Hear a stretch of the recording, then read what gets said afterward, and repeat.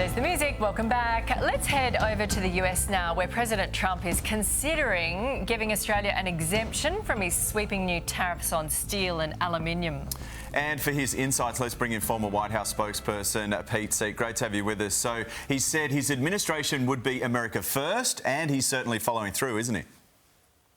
Is absolutely following through by using this blanket tariff on steel and aluminum across the country, or the world rather, and removing exemptions that were already in place. I would say your prime minister has played this perfectly thus far. You had serendipitous timing and scheduling in terms of Donald Trump and the Prime Minister having a call earlier today, U.S. time. But you also have a Prime Minister who seems to understand the art of Trump transactionalism. He's not getting ahead of Donald Trump. He's not boxing in Donald Trump. He's not putting words in Donald Trump's mouth. And that could be the key to getting Australia an exemption. So the only criticism that seemed to come from Trump was that when we did the deal the last time back in 2018, we then sent too much over in the ensuing years. Do you reckon that's going to, be a black mark for us?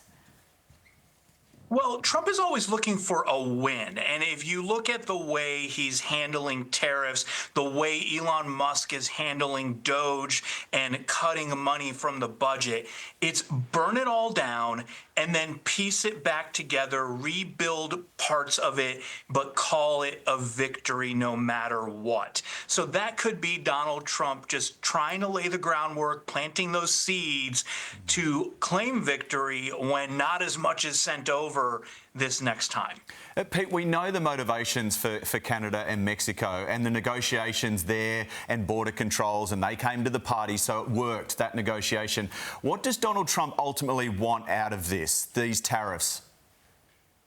He believes that tariffs are a strong leveraging and negotiating tactic, and one that the United States of America can use in very unique ways. To your point about Canada and Mexico, it got them to the table. The Prime Minister of Canada, a couple days after Donald Trump first announced that he wanted to levy tariffs on Canada, was on a plane to go to Mar-a-Lago to meet with Donald Trump.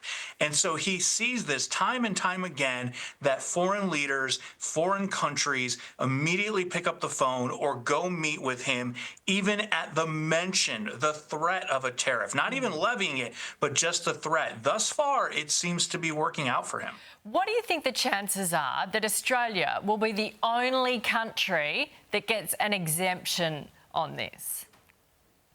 Well, Australia is certainly a strong and important ally, and you all are in a very critical part of the world. We and everyone is battling with the rise of China and their global ambitions, and that could play a role in this. But if Australia is to get an exemption, it will be because of the Prime Minister's work thus far. It will be because the United States has a trade surplus with Australia. We can't say the same for most other countries, but I can guarantee you, if Australia gets it, a lot of other countries are going to come knocking on Donald Trump's door and saying, you let them have an exemption, we want one too. I'll tell you, it'd be a very big tick for our PM right now heading into an election not far away. Thank you, Pete.